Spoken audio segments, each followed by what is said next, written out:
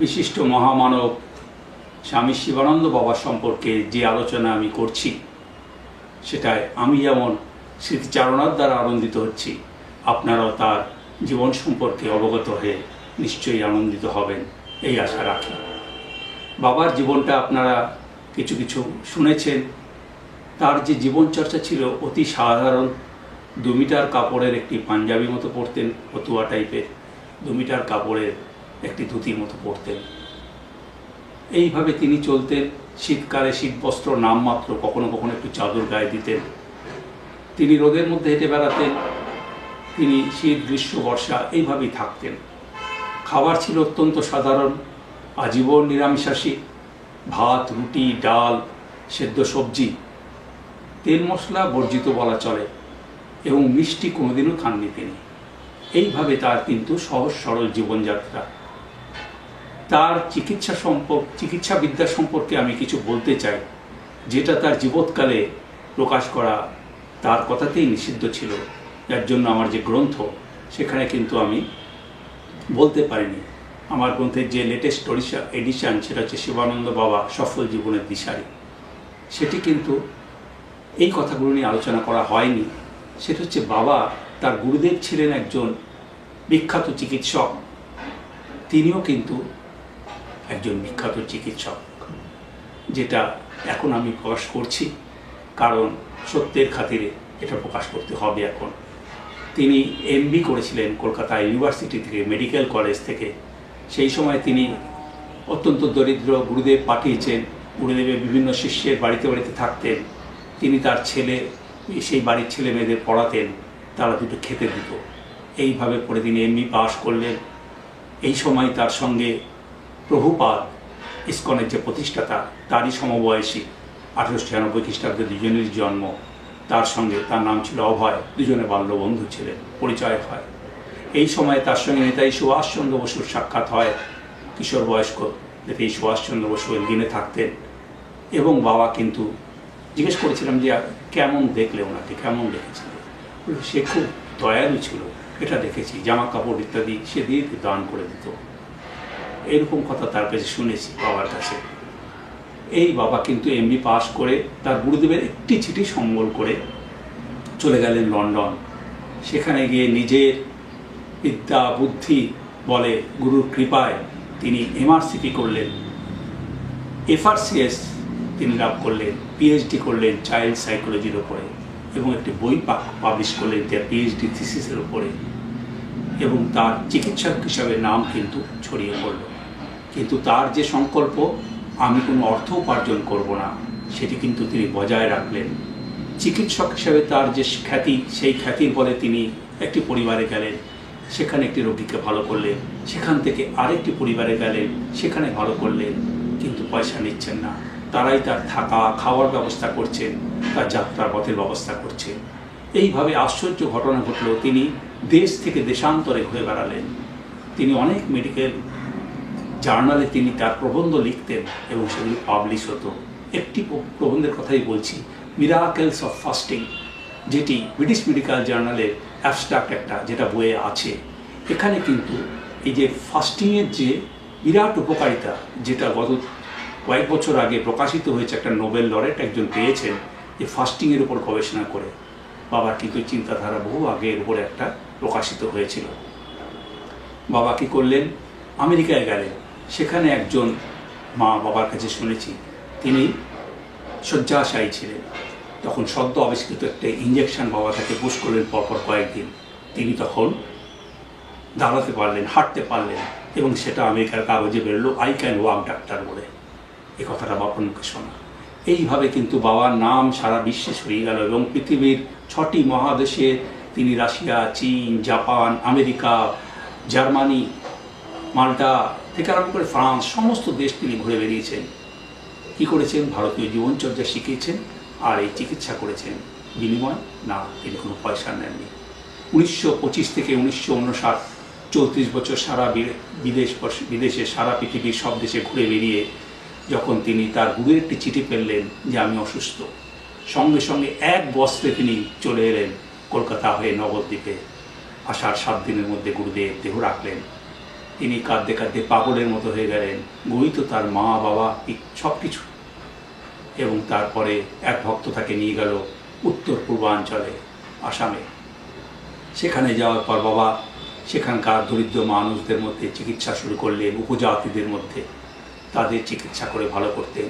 ভোর 5টার সময় বেরিয়ে যেতেন, একটি কাঠের টুকরি নিয়ে তার মধ্যে বিভিন্ন ওষুধ নিয়ে যেতেন, তাদের ভালো করতেন, সেবা করতেন। এইভাবে তার কিছুদিন চলল। তারপরে সারা ভারতবর্ষে তিনি ঘুরে বেড়ালেন। অ্যালোপ্যাথি চিকিৎসার পাশাপাশি তিনি আয়ুর্বেদ শাস্ত্র পড়লেন। কীভাবে? বোম্বেতে তিনি গেলেন, সেখানে একজন আয়ুর্বেদাচার্যের ঘরে তিনি ছিলেন। তার একদিন ভোর থেকে প্রস্রাব হচ্ছিল না, তখন আয়ুর্বেদাচার্য একটি ওষুধ দিলেন। সেই ওষুধটা গ্রহণ করার পর বাবার 8 ঘন্টার মধ্যে প্রস্রাব হয়ে গেল। তিনি দেখলেন, আরে এই ওষুধটি তো ল্যাসিক্সের থেকে বেশি কার্যকরী। তিনি মেট্রিয়া মেডিকা পুরো পড়লেন, তিনি নাথকারণিক সমস্ত বইগুলো পড়লেন, আয়ুর্বেদের শাস্ত্রের পড়ে আয়ুর্বেদ শাস্ত্র আয়ত্ত করলেন। এবং তার পরবর্তীকালে তিনি ভক্তদের এবং সকলকে অ্যালোপ্যাথির পাশাপাশি আয়ুর্বেদ প্রিয় চিকিৎসা করেছেন এবং বহু রোগী ভালো করেছেন। অবর্ণনীয়ভাবে আমরা দেখেছি প্রতিটি মানুষ তার কাছে উপকৃত হয়েছেন এই চিকিৎসার দ্বারা। এইভাবে বাবা কিন্তু সারা জীবন তিনি কাটালেন মানুষের সেবার মাধ্যমে। বিভিন্ন রোগী থেকে আরম্ভ করে বিভিন্ন যারা দুর্বল দরিদ্র মানুষের সেবায় তারা সারা জীবন চলল। তারপর বিভিন্ন মানুষের সংস্পর্শ এসেছেন বাবা, কিন্তু সেগুলো তিনি যেন চুপ করে বলতে চাইতেন না, কিন্তু কখনো কখনো তো অন্তরঙ্গ ভক্তদের কাছে প্রকাশ হয়ে পড়তো। ভারতের রাষ্ট্রপতি রাধাকৃষ্ণনের সঙ্গে তার পরিচয় ছিল, ভিভি গিরির সঙ্গে পরিচয় ছিল, শঙ্কর দয়াল শর্মার সঙ্গে পরিচয় ছিল তার, কিন্তু সেগুলো বিশেষ প্রকাশ করতেন না। শঙ্কর দয়াল শর্মার গৃহে তিনি যজ্ঞ করেছিলেন। তিনি বিভিন্ন সাধুর সঙ্গে পরিচয় ছিল, স্বামী লোকেশ্বরানন্দ, স্বামী গম্ভীরানন্দ, স্বামী রঙ্গনাথানন্দজি। এবং এই পরবর্তীকালে বর্তমানকালে তিনি 2024 সালে তিনি বেলুড় মঠে গিয়েছিলেন, সেখানে বৈদ্যনাথানন্দ মহারাজ। তারপরে সারদা মঠে গিয়েছিলেন, সেখানে অতন্দ্রা প্রাণা মাতাজি, পুণ্য প্রাণা মাতাজি, সাধন প্রাণা মাতাজি, যিনি ভাইস প্রেসিডেন্ট সারদা মঠে, তাদের সঙ্গে আলাপ হয়েছিল। তারা সকলেই খুব খুশি বাবাকে দেখে, বাবা খুব আনন্দিত হয়েছিলেন। তো এইভাবে বাবা বিভিন্ন সাধু মহাত্মার সঙ্গে যেমন যোগাযোগ হয়েছিল, আবার বড় বড় মানুষের সঙ্গে যোগাযোগ হয়েছিল। কিন্তু সকলকে বাবা কিন্তু তার সেই সাধারণভাবে থেকে তিনি তাদের নির্দেশ যেন তিনি শুনতেন, তাদের কথা পালন করতেন। আর নিজেরটা তিনি তার জীবন দিয়ে দেখাতেন। বলতেন, আমার জীবনটা দেখো, যা ভালো লাগে গ্রহণ করো, যা ভালো লাগে না গ্রহণ করো না। এই বাণীটা কিন্তু বাবা সকলকে সবসময় বলতেন। তিনি এই রবিশঙ্কর যে এখন এত বিখ্যাত ব্যক্তি, তার সঙ্গে বেনারসে যোগাযোগ হয়েছিল। এবং 3রা মে 2025 বাবা যখন এই দেহ ছেড়ে চলে গেলেন, রবিশঙ্করজি তার কিন্তু তিনি শোক প্রস্তাব পাঠিয়েছিলেন। শোক করে তিনি একটি মন্তব্য করেছিলেন, সেটা তাদের ইলেকট্রনিক মিডিয়ায় দিয়েছিল তারা। অমৃতানন্দময়ীর সঙ্গে মার সঙ্গে বাবার আলাপ ছিল। রামদেবজি বাবাকে দেখেছি আমরা, ফটো জড়িয়ে ধরেছেন, তাকে ভালো লেগেছে বাবার। তো এইভাবে বাবা কিন্তু সকলের কাছে গেছেন, সকলের কাছে শিক্ষা লাভ করেছেন। 2000 সালের 8ই আগস্ট বাবার যে জন্মদিন, সেই জন্মদিনে আমি বেনারসে ছিলাম। বাবা তখন আমাকে একটা কথা বললেন যে, আমি 500-র উপর আশ্রমে গিয়েছি, আমি দেখেছি যে যতক্ষণ আশ্রম প্রতিষ্ঠাতা থাকে ততক্ষণ আশ্রম ভালোই চলে। যেই তিনি অন্তর্ধান হন তখন নানা রকম দলাদলি শুরু হয়। তাই আমি কোনো আশ্রম করে গেলাম না। বাবা আমাদের প্রশ্নের উত্তর বলেছে, আমার যেই দীক্ষার ধারা, যে মন্ত্র দিয়ে আমি দিয়েছি, আমার সঙ্গে সঙ্গে এটা শেষ হয়ে গেল। আমার পরবর্তীকালে কিন্তু আমার ভক্তরা কেউ এটা দেবে না। সুতরাং এটি কিন্তু বাবার একটি বাণী, যেটি আমাদের মনে রাখা দরকার। এটা একটা বিরল বা ব্যতিক্রম অন্যান্য সাধু মহাপুরুষদের থেকে। তো আমরা মনে করি যে মন্ত্র না দিলেও বাবার আদর্শটা, এই সুস্থ জীবনের চাবিকাঠিটি তিনি দিয়ে গেছেন, সেটি তো নিশ্চয়ই আমরা বজায় রাখতে পারবো। আমাদের মাধ্যমে, বইয়ের মাধ্যমে নিশ্চয়ই মানুষের কাছে পৌঁছবে, সেটিই তো বড় কথা। মানুষের মন্ত্রটা বড় কথা নয়, কিন্তু জীবনযাপনটা, মনুষ্যত্বটা বড় কথা।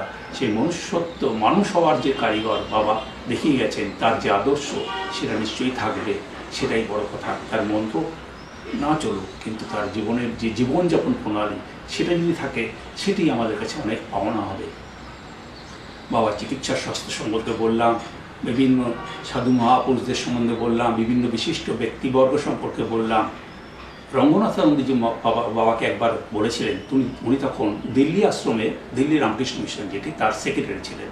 তো শুনলেন যে একজন সাধু টাকা ধরে না, আপনাদের সংরক্ষণে বলেছি যে বাবা সংকল্প ছিল যে উনি টাকা উপার্জন করবেন না, এবং 1977 সাল অবধি কিন্তু উনি টাকা না ধরেই কিন্তু মূলত জীবনযাত্রা করেছেন। 77 সালে যখন তিনি বৃন্দাবনে গেলেন, তখন প্রথম তিনি একা গেলেন, পরিবারের সঙ্গে ছিলেন না এবং টাকা ধরলেন তখন। কিন্তু তাও তিনি কতিপয় মানুষের কাছ থেকেই তিনি সেই তার জীবনযাপনের অতি সামান্য প্রয়োজন সেটি নিতেন, সবার কাছ থেকে তিনি টাকা নিতেন না। রঙ্গনাথজি কি বললেন? তিনি বললেন যে আপনি আমাদের দিল্লি আশ্রমে এসে থাকুন। তো সেখানে কয়েক মাস বাবা ছিলেন এবং রামকৃষ্ণ মিশনে খুব আনন্দের সঙ্গে ছিলেন। রঙ্গনাথজির সঙ্গে তার খুব অন্তরঙ্গতা হয়েছিল। এইভাবে তার জীবন কেটে গেল। 77 থেকে 79 তিনি ছিলেন বৃন্দাবনে। বৃন্দাবন থেকে 1979 সালে চলে এলেন বেনারসে। এই বেনারসেই কিন্তু শেষ জীবন অবধি কাটালেন এবং বেনারস থেকে বিভিন্ন জায়গায় ঘুরতে যেতেন তিনি। সব জায়গায় মানুষকে তিনি পথ দেখিয়েছেন। বাংলাদেশেও গেছেন, 2007 সালে গেছেন, 14 সালে গেছেন, 19 সালে গেছেন, 24 সালে গেছেন। তার যে জন্মভূমি সেটিকে খুঁজে বের করেছেন 2024 সালে। হরিপুর গ্রাম, শ্রীহট্ট জেলার হবিগঞ্জ থানা, বাহুবল মহকুমার হরিপুর গ্রাম, যেটি বর্তমান নাম হরিতলা। হরিতলার পাশে যে মৌরি গ্রাম, সেখানে প্রায় 3000 মানুষ উপস্থিত হয়েছিল, হিন্দু মুসলমান নির্বিশেষে। মহামানবের জন্ম আগমনকে তারা 19 ফেব্রুয়ারি 2024 খ্রিস্টাব্দে মহাসমারোহে পালন করেছিল। এটা একটা আশ্চর্য ব্যাপার। তার যাওয়ার আগে তাই জন্মস্থানটা তিনি দর্শন করতে পেরেছিলেন এবং তার মানুষরা সেখানকার তার আশীর্বাদ লাভ করেছিল। তিনি লন্ডনে গেছেন, 2011 সালে গেছিলেন, 2019 সালে গেছিলেন। 19 সালে আমি তার সঙ্গে ছিলাম। লন্ডন, সুইজারল্যান্ড, স্পেন ইত্যাদি, ফ্রান্স আমরা দর্শন করেছি এবং বাবার কিছু ভক্ত, সেখানেও অনেক লোক এসছেন। তারা কিন্তু বাবার জীবনযাপন প্রণালী দেখে অবাক হয়েছেন এবং তারা তাদের মতো করে বাবাকে গ্রহণ করেছেন। এইভাবে সারা পৃথিবীতে তিনি তার জীবন ধারণ প্রণালী দেখিয়ে গেলেন, জীবনটা কীভাবে সুস্থ রাখতে হয়। তিনি বলতেন যে নিরোগ দেহই প্রকৃত সুখ। নিরোগ দেহ যদি না হয়, তাহলে কি করে সুস্থ শরীর যদি না হয়, তাহলে কোনো কাজই সম্পন্ন হবে না, আধ্যাত্মিক সাধনা তো দূরের কথা। তাহলে দেখা যাচ্ছে বাবা এই নিরোগ দেহ রাখার জন্য যোগ চর্চা করতে বলতেন প্রত্যেককে। বলছেন অন্তত আধ ঘন্টা হলে যোগ চর্চা করতে, একটু ফ্রি হ্যান্ড এক্সারসাইজ, কয়েকটি আসন অবশ্যই করতে হবে এবং হাঁটা, এটি বারবার জোর দিয়েছেন। খাওয়ার জন্য বাঁচা নয়, বাঁচার জন্য খাওয়া। সেইভাবে খাওয়াটাকে সিম্পল করার কথা তিনি বলেছেন, যেটা শরীরে সহ্য হয়, পাচন ক্ষমতা যে থাকে, সেরকম খাবার খাওয়া। যদি বেশি দিন বাঁচতে চাও তাহলে কম খাও। বেশি দিন বাঁচলে কি হবে না, বৈরাগ্য আসবে জীবনে। মানুষ যত বৃদ্ধ হয়, তত জ্ঞানে পরিপক্ক হয়, তত জীবনযাত্রার সঙ্গে বৈরাগ্য হয়, তখন সে ঈশ্বরমুখী হতে সাহায্য করে। এইভাবে বাবার যে একটি চিঠি আছে, সেটি সম্পর্কে আমি এখন বলবো, যেটি দুজন কলেজ ছাত্রীকে লিখেছিলেন, কঙ্কনা এবং কস্তুরীমাকে। এই চিঠিটির মধ্যে বাবা তার দর্শনকে জানিয়ে দিয়ে গেছেন এবং তিনি জগৎকে কীভাবে দেখছেন, মানুষ কীভাবে যাবে, এটি কিন্তু তিনি ব্যক্ত করেছেন। চিঠিটা বেশ বড়, আমি কয়েকটি চুম্বকের মতো অংশ পড়ব, যাতে দর্শকরা সেটি শুনে আনন্দিত হবেন আশা করি। এই আশায় আমি একটু চিঠিটি দিয়ে আমার এই বক্তব্য আমি শেষ করব।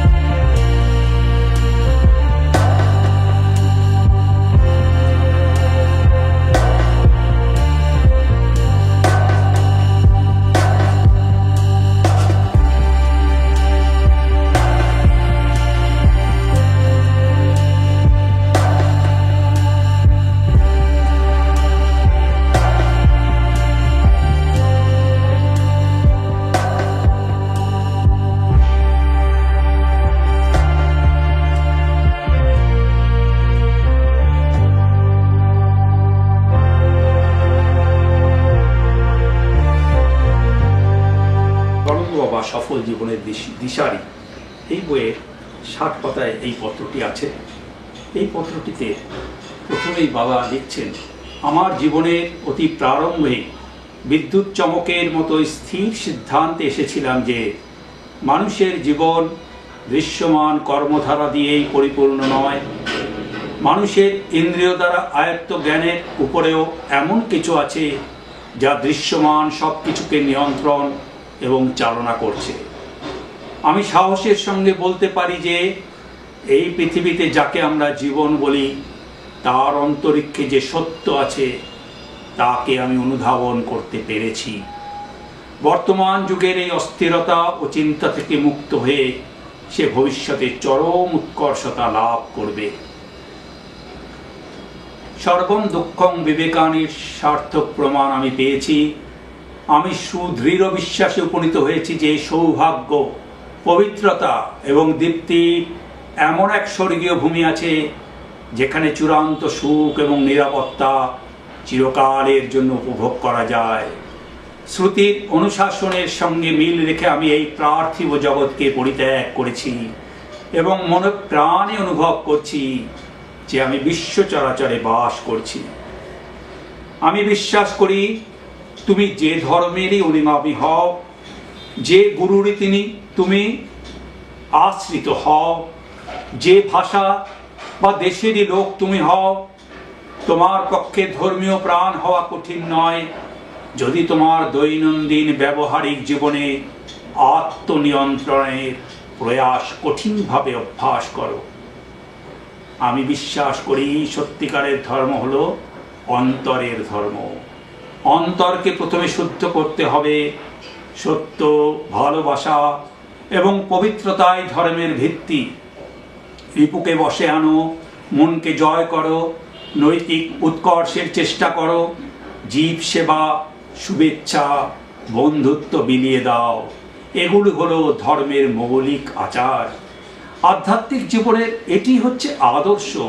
এই আদর্শ, এই আচার আমি আমার ব্যবহারিক জীবন দিয়ে সবাইকে শেখাতে চেষ্টা করি, যা আমার মতে উপদেশের চাইতে অনেক বেশি কার্যকরী। আধ্যাত্মিক জীবনের সৌন্দর্য হচ্ছে তার সরলতা এবং সাধারণ মানুষের দৈনন্দিন জীবনে তার প্রয়োগ। সে প্রার্থনা জানাতে মন্দিরেই যাক বা মসজিদ, গির্জায় যাক, কারণ সব প্রার্থনা শ্রবণ করার জন্য তো আছেন সেই একই ঈশ্বর। আমি শিখেছি মানুষের জীবনে প্রথম এবং প্রধান কর্তব্য দান করা, পর্যাপ্ত পরিমাণে প্রেম, ভালোবাসার স্পর্শ দিয়ে, কোনো ফল পাওয়ার প্রত্যাশা না করে, কারণ দান করলে কিছুই হারাবার নেই, কিন্তু অপরপক্ষে এই দানই সহস্র গুণ হয়ে দাতার কাছে ফিরে আসবে। দান করা কোনো পার্থিব বস্তু দেওয়াই শুধু বোঝায় না, কারণ দান করার সদিচ্ছা, অনুভূতি এবং জ্ঞান ছাড়া কোনো দানই সম্পূর্ণ নয়। দান মানুষের বিভিন্ন স্তরে নিজেকে আত্মোৎসর্গ করা, এবং আমি মনে করি দানের সর্বোচ্চ স্তরে হচ্ছে জ্ঞান যোগের সমতুল্য। সততার অর্থ আমার কাছে অন্যকে অনুভব করার ক্ষমতা এবং অন্যের মতো থাকা বা অনুভব করার ক্ষমতা। সততা হচ্ছে এমনভাবে কাজ করা যাতে কেউ মনে কোনো আঘাত না পায়। সততাই ঈশ্বরকে পাওয়ার সোপান। অন্তরের অন্তঃস্থলে সৎ হওয়া খুব সহজ নয়, যদিও এটি বলা খুব সহজ, কিন্তু যে নিজের কাছে সৎ হতে চায় তার কাছে এটাই হচ্ছে পৃথিবীর সবচেয়ে কঠিন কাজ। আমি আনন্দে আত্মহারা হয়ে উঠি যখন আমি সহস্র মস্তক ও সহস্র চক্ষুপথ যুক্ত পুরুষকে দর্শন করি। ওম সহস্র শীর্ষা পুরুষ সহস্রাক্ষ সহস্রপাদ সভুবিংশরত স্পৃত্বা অত্যতিষ্ঠ দশাঙ্গুলম। যখন আমি মানুষের সেবা করি তখন আমি তাহার মধ্যে ব্যক্তিকে দেখি না, আমার কাছে প্রতিভাত হয় সেই পরম পুরুষ যার অঙ্গ প্রত্যঙ্গ হচ্ছে এই মানুষেরা। আমি শিক্ষা নেই সেই পরম পুরুষের কাছে দীনভাবে নত হওয়ার, যার নিঃশ্বাসে আমরা নিঃশ্বাস নিই, যার আনন্দে আমরা আনন্দ পাই। সর্বপ্রতি আত্মাকে দর্শন করা, ব্রহ্মকে অনুভব করা, সব কিছু দেখতে, শুনতে, স্বাদ নিতে বা অনুভব করতে আত্মার উপস্থিতি হচ্ছে, এটিই আমার ধর্মীয় মতবাদ। ব্রহ্মে দ্রবীভূত হওয়া এবং ব্রহ্মলয় হওয়া আমার ধর্মীয় মতবাদ। আমাকে তোমরা বিশ্ব চরাচরের বন্ধু বা হিতৈষী বলতে পারো, দীন দরিদ্র অসহায় পতিত তাপিত জনের সহায় বলতে পারো।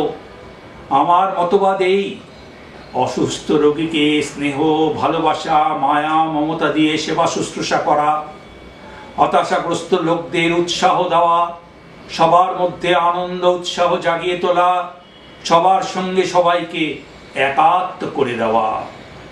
আমার এই মতবাদে সবারে করি আহ্বান, রাজা, কৃষক, সম্রাট, ভিক্ষুক, স্ত্রী, পুরুষ, শিক্ষক, ছাত্র, কোনো ভেদাভেদ নেই।